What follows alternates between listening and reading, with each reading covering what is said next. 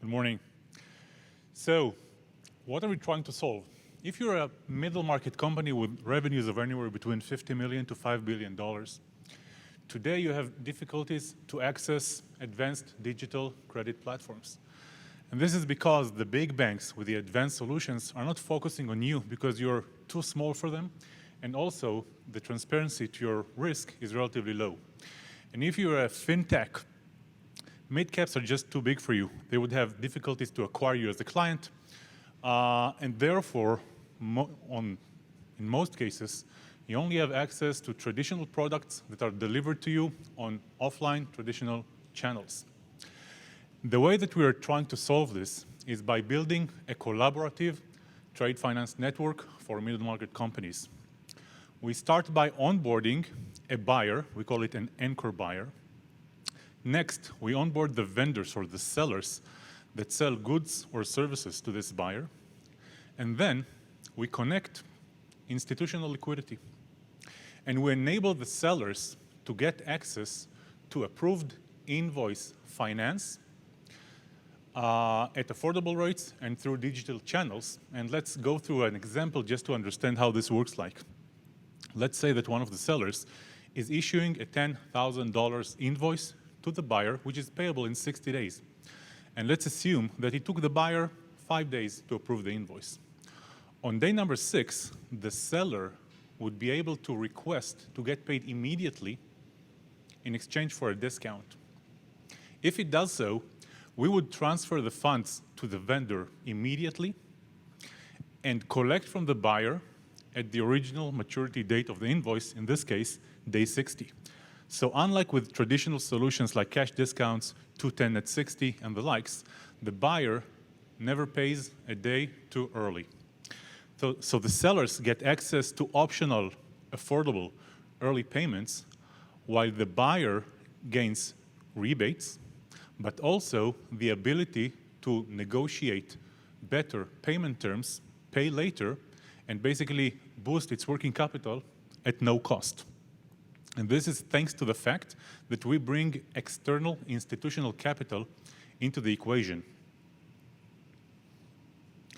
We deploy digital data and sales channels that enables us to get real-time information from the trading parties and offer them products based on their real-time needs, real-time risks, and basically request the money and receive it very quickly.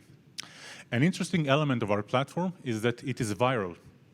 So a seller that is onboarded to our platform can add its sellers and act like a buyer, and by that create a new ecosystem on top of the existing one, helping us to grow the network organically and add more trading parties as we progress. The market for the reverse factoring solution that we are offering is huge. It is estimated at $20 billion, where only $2 billion are today captured. So there is a lot more potential to explore. And the big banks that offer it today to the Fortune 500 or Fortune 1000 companies, again, are not looking at the mid-caps just because they are too small for them. Our revenue model is very simple. Let's take the example from before, $10,000 invoice, and let's say that the vendor got paid $97.50. The $250 that are left are split between us and the liquidity provider or the bank. We start our marketing efforts by partnering with business development ambassadors in combination with a marketing platform that we built internally that help us get warm introductions to CFOs, treasurers, and controllers of mid-cap buyers. As we progress and gain more traction, we're going to partner with banks to jointly offer this to the clients of the bank using the bank's liquidity, by that gaining scale much more quickly. And here we have a letter of intent from a large commercial lender from the US, as well as conversations with multiple banks about collaboration. So far, we have financed over 500 invoices on our platform with a cumulative value of $2 million, and the volumes are growing month by month. We have a team of banking, entrepreneurship, technology experts. My partner, Dror, has been doing this at Citibank for 15 years. I have a rich experience in business development, sales, and entrepreneurship. And we're looking to raise $500,000 to basically boost our operational and sales channels and get 2, 3, 4 more buyers with our ambassadors, and to make our platform bank ready, strengthen it, and add more features. That's it. Great, thanks, Noam.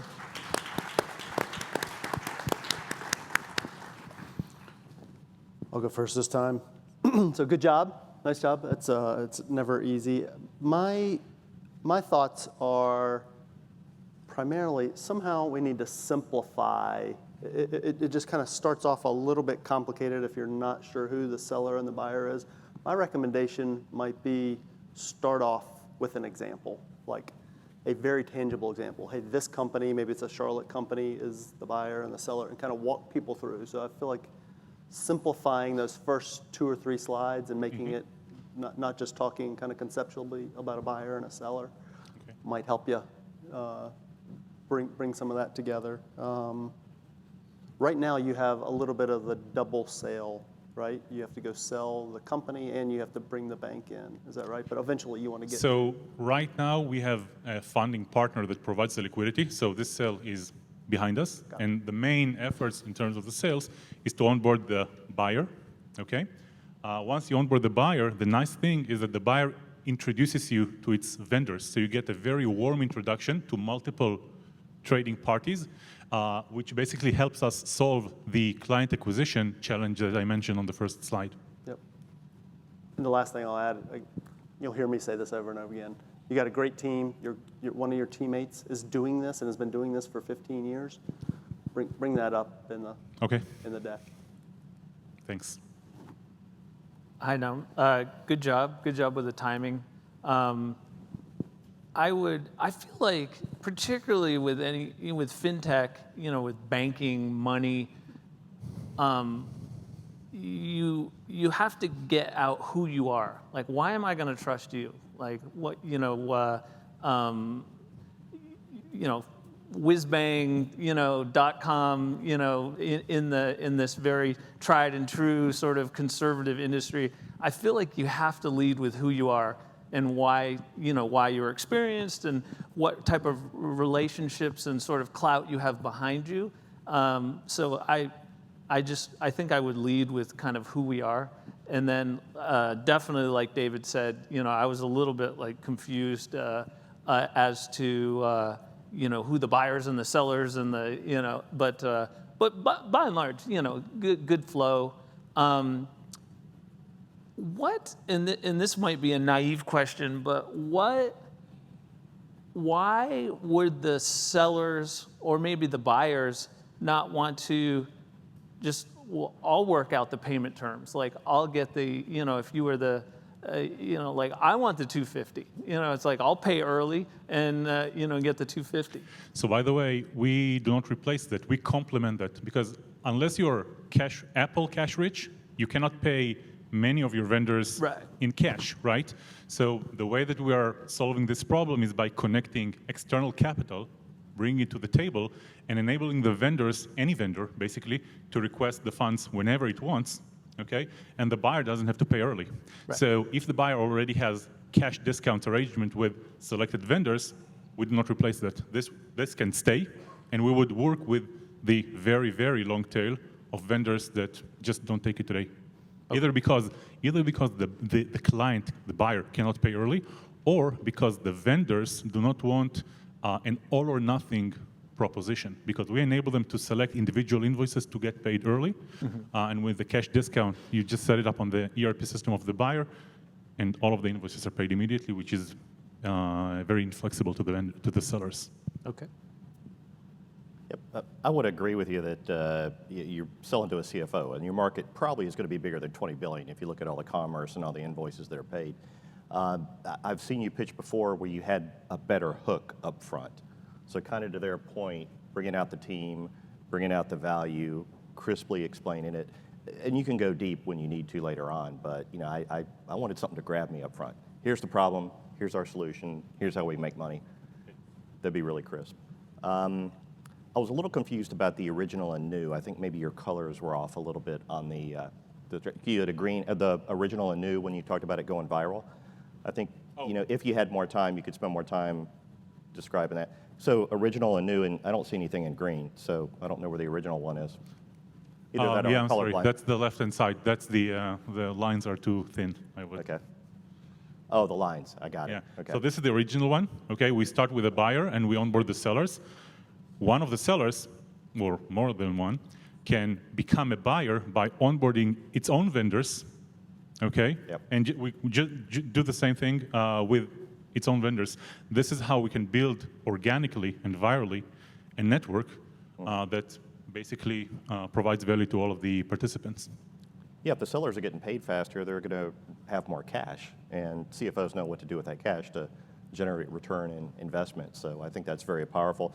Do you also see the sellers asking more of their buyers to use So the we product? started getting those questions. The interesting thing that because the buyers are introducing us to key vendors, the vendors usually bring to the table the CFO, the treasurer, the decision makers that would contract us, and then we get a premium access to the decision maker, the financial decision maker in the seller organization.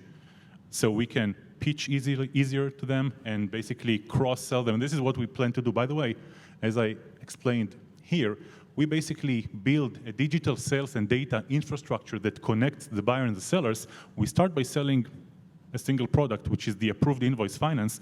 But once you are already connected to the ERP system of a company, you get access to the data. You can develop more products. You can sell. You can cross-sell other credit products on top of it.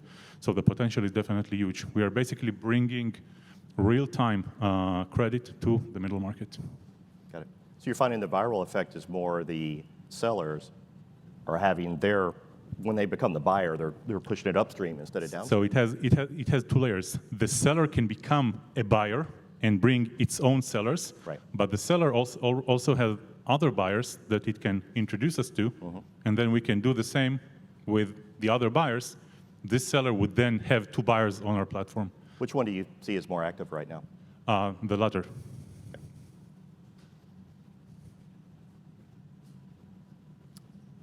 One thought I had is, I know you've been at this for a little while, and some of the traction. Maybe if you could highlight some of the traction sure. that you have. So far we have, let's go to the slide. So far we have 2 signed up buyers and about a dozen of vendors. We started our second program around January, and this is where volumes really started to pick up. We have very high engagement from some vendors that are either automatically financing all of the invoices, or whenever they see a notification of new invoices that were uploaded to the system, they log in, request the money, and they get it within 24 hours. We have a partnership with a liquidity provider to provide us with a balance sheet for the lending. We are extending this partnership today because of the increasing volumes. Yeah, no, so I love this chart, right? I mean, that's what you want to keep that going in that direction, knowing that that's only from 2 sellers, you said, or 2 buyers? It's one dominant buyer and another buyer that is Great. just a soft launch. You're barely getting started and you're seeing growth like this. So I think highlighting the fact that it's with a very small customer set. As we add, the growth will continue. Are there competitors? Or you sound like one of your partners was doing this at Citi. So are you competing with the big banks on exactly? So we're not competing with the big banks. So there are 2 segments in the market. One is the Fortune 1000 or the investment grade buyers. They get offered this solution by the global banks. The middle market or the non-investment grade, again, the big banks are not pursuing this with this segment because they're just too small of a ticket.